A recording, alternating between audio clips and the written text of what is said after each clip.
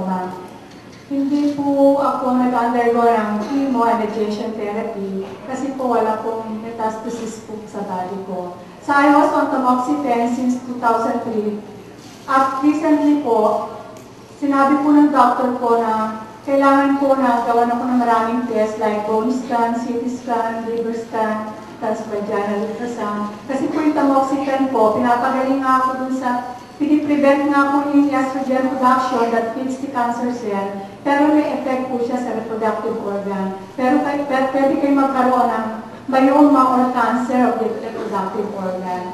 So sabi niya, magpatingin ka ulit ng mga ganyan klaseng test. So since uminom na po ako ng body since April, recently po nagpa-test ako, yung pong results ng mga test ko, clear po lahat, ibig sabihin, walang signs po ng aking breast cancer.